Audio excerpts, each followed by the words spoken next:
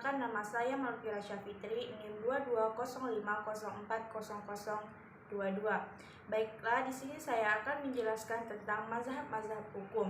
Mazhab-mazhab hukum, berbagai aliran hukum. Mazhab-mazhab hukum sering juga disebut aliran-aliran hukum. Dengan mempelajari mazhab-mazhab hukum, kita dapat mengetahui pendapat para ahli hukum dari berbagai aliran hukum yang berusaha untuk menjawab pertanyaan dari manakah asal hukum itu, mengapa hukum ditaati oleh, dan mengapa kita harus tunduk pada hukum. Harus diakui bahwa hukum adalah suatu yang sangat kompleks karena ada begitu banyak mazhab atau aliran yang berbeda-beda. Setiap aliran menjabarkan pemikiran para ahli hukum sesuai dengan zamannya masing-masing.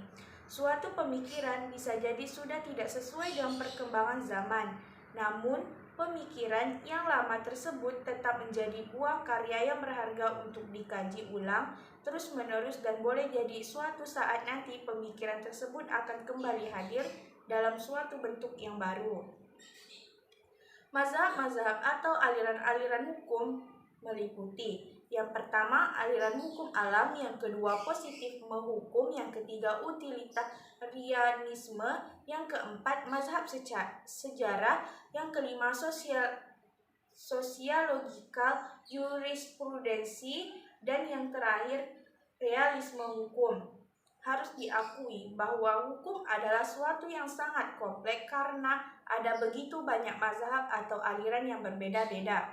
Setiap aliran menjabarkan pemikiran-pemikiran para ahli hukum sesuai dengan zamannya masing-masing.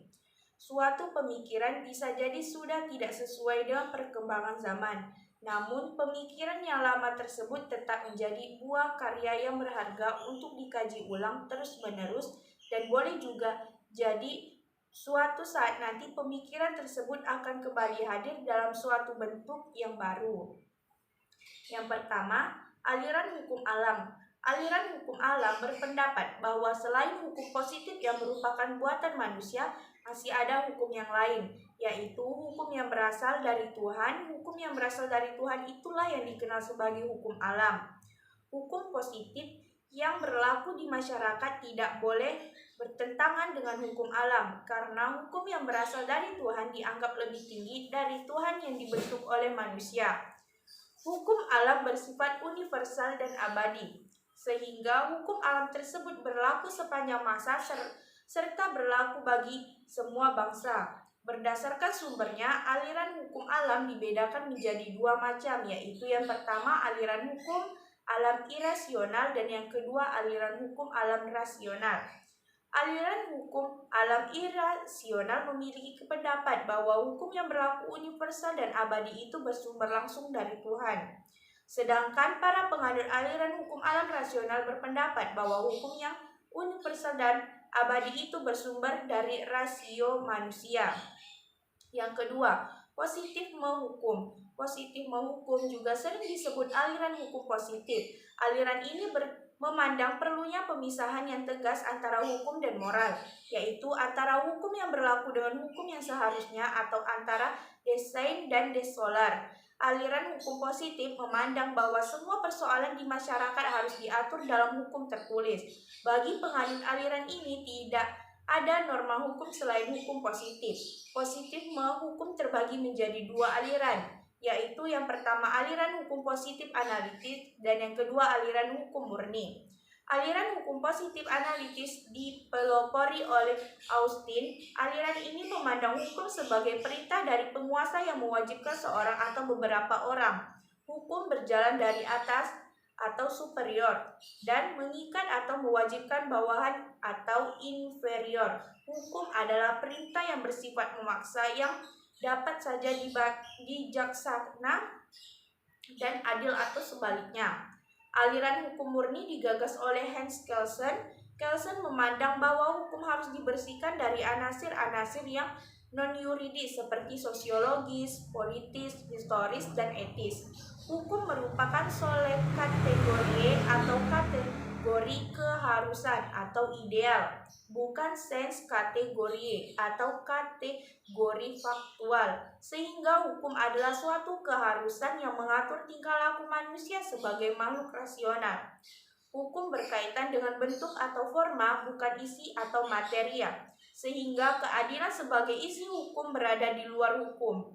Yang ketiga, utilitarianisme. Utilitarianisme atau utilisme adalah aliran yang menempatkan kemanfaat sebagai tujuan utama hukum.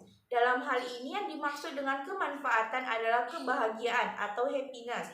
Beberapa tokoh penganut aliran utilitarianisme antara lain Jeremy Bentham, John Stuart Mill, dan Rudolf van Jering. Aliran ini sebenarnya dapat dikategorikan sebagai aliran positif hukum karena utilitarianisme akan menghasilkan kesimpulan bahwa tujuan hukum adalah untuk menciptakan ketertiban di dalam masyarakat. Hukum merupakan cerminan dari perintah penguasa dan tidak hanya berasal dari rasio. Yang keempat, mazhab sejarah. Aliran ini timbul sebagai reaksi terhadap aliran hukum alam yang hanya mengandalkan jalan pikiran deduktif dan tidak memperhatikan fakta sejarah, kekhususan dan kondisi nasional. Mazhab secara memandang bahwa hukum mengalami perubahan sesuai dengan keadaan masyarakat dari dalam ke masa, sehingga tidak mungkin ada hukum yang bisa berlaku bagi semua bangsa. Aliran ini juga berpendapat bahwa hukum timbul karena perasaan keadilan yang terletak di dalam jiwa bangsa. Hukum bukan berasal dari perintah penguasa tetapi tumbuh dan berkembang bersama masyarakat. Dan yang kelima, sosiologikal jurisprudensi. Beberapa pakar hukum menamai aliran hukum ini sebagai metode fungsional. Hal ini dilakukan untuk menghindari keracuan antara sosiologis jurisprudensi dengan sosiologi hukum. Perbedaan utama antara sosiologi hukum dengan sosiologi jurisprudensi adalah sosiologi hukum menitik beratkan penyelidikannya kepada masyarakat dan hukum sebagai suatu manifestasi, sedangkan sosiologi jurisprudensi menitik beratkan pada hukum dan memandang masyarakat dalam hubungannya dengan hukum. Aliran sosiologi jurisprudensi memisahkan secara tegas antara hukum positif dengan hukum yang hidup di masyarakat. Aliran ini menyatakan bahwa hukum yang baik haruslah hukum yang sesuai dengan hukum yang hidup di masyarakat. Sosiologis jurisprudensi timbul sebagai proses dialektika antara positifme hukum yang memandang hukum sebagai perintah penguasa dan mazhab secara yang menyatakan bahwa hukum timbul dan berkembang bersama dengan masyarakat.